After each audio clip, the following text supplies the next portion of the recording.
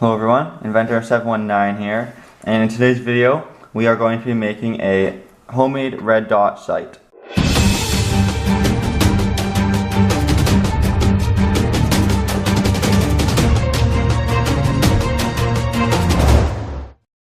So for this project there's a few things you'll need, nothing too expensive, but probably have to go to the store. So first for your tools, a little Dremel, potentially a little saw, but I only have a Dremel. Hot glue gun and some scissors. Then for the actual red dot sight, the main thing you're going to need is something that flips open like this, or that has a little window. And I got this for 49 cents. This was an old magnification loupe. There was something on this side that I took off. You're also going to need your red dot sight, of course, a screw and bolt, some thin wire, potentially a paper clip, something like that. This is actually window tinting vinyl. I got off eBay. Basically it's just black vinyl. And you're going to need some clear vinyl, but since I didn't have any, something like a Ziploc bag would work. And lastly, you're going to need some popsicle sticks. So the first step, I already took off the other half. Used to have two hinges here of my little magnifying glass thing. But we want to make it flat, so I'm going to use my Dremel and slice off these two little knobs right here.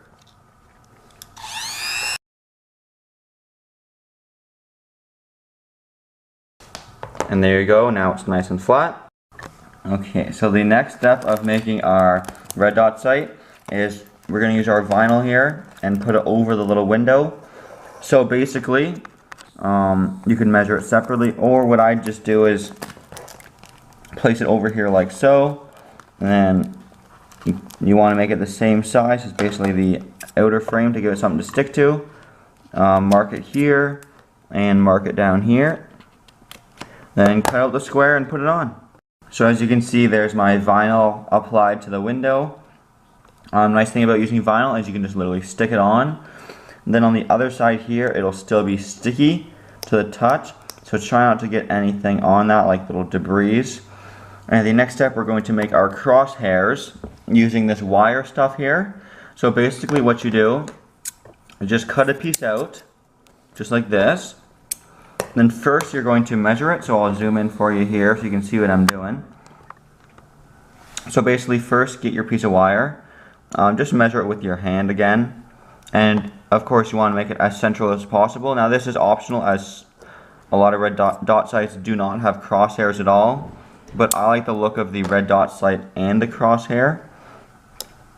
So as you can see, I just accidentally cut that one a little big, but that's okay. Just take it off, trim some off, and put it on. Actually, that's now a little too small for that way. So let's put this one this way, like that. And it will look kind of dumb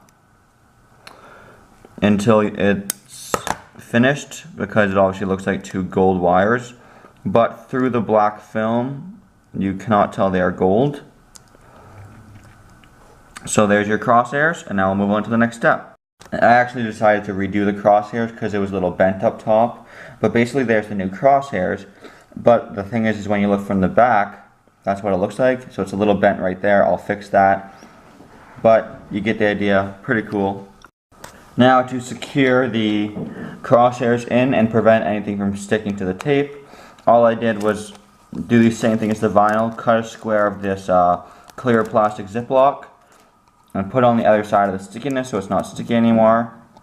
But I think vinyl would be preferred, because as you can see there's a few air bubbles in this, which doesn't make it too bad, but in certain lighting conditions you can see the air bubbles from this side of the sight. Next, to build the body of the sight, the first step is to use two cut up pieces of popsicle sticks, and we're going to place them just like that. Sorry. Easiest way to do this is probably put it down on the table or your floor and glue these two just like that to keep the hinge at a 90 degrees. And then we are going to extend the base by putting some popsicle sticks down with some hot glue around there and there. So when gluing the bottom supports onto your red dot sight, grab the nut from your nut and bolt combo. And if you're wondering, this here is actually going to be used to adjust the laser to adjust your sight. So the spacing of your two popsicle sticks should trap the nut in perfectly like that. So mine's going to be just like that, and then I'm going to secure the nut in place by just putting some hot glue around the perimeter of it. So there is what it should look like afterwards. I put another piece of popsicle stick there for support, and as you can see, I actually tilted the nut this way, because what the idea here is now, if you screw in the bolt that goes in that nut, it'll be like that, and then here you have your red dot sight, which we will affix to this in 1 second. But basically, as you can see with it sitting on there, it might be a little low, so just simply twist it off, which obviously raises the nut up, and then when you push the sight, it's a little higher. Twist it down.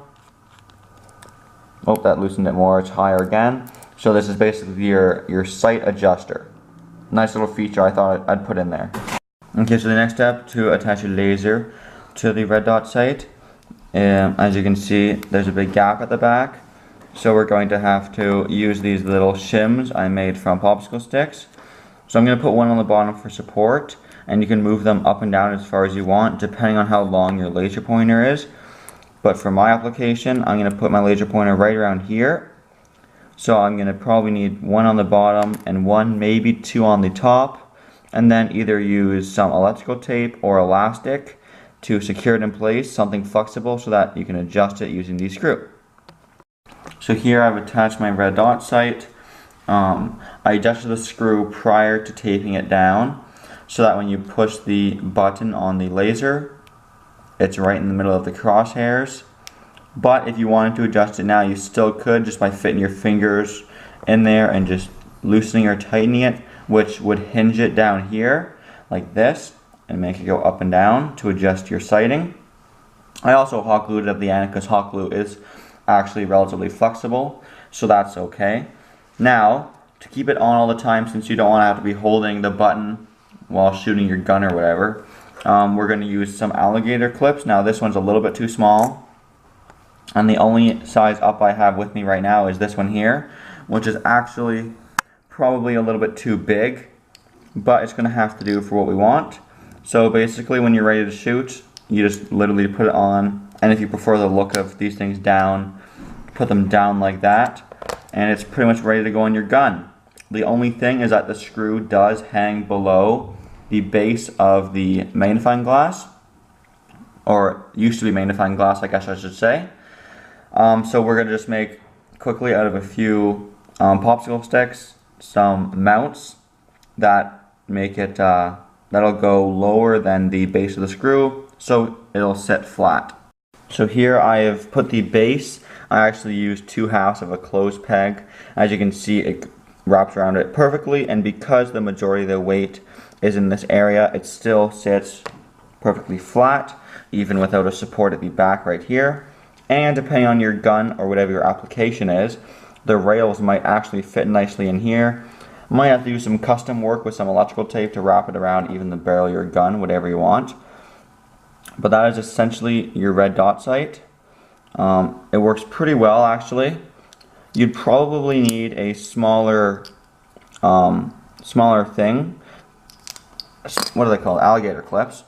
Because this one here is a little bit too small, but the smaller the better. And elastic would work as well. I just find this easier to apply and take off. But ideally you'd want something that doesn't get in the way of your line of sight. As you can see, this one does. But if it sat down way down here, it'd be okay, because the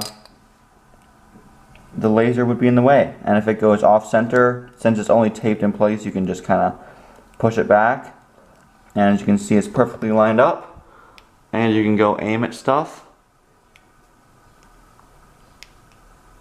just like that. And it's tinted so it works best outside. As you can see, the natural light lets it in enough light. But basically, there's the final product. Good for airsoft, paintball, or homemade inventions you see on my channel.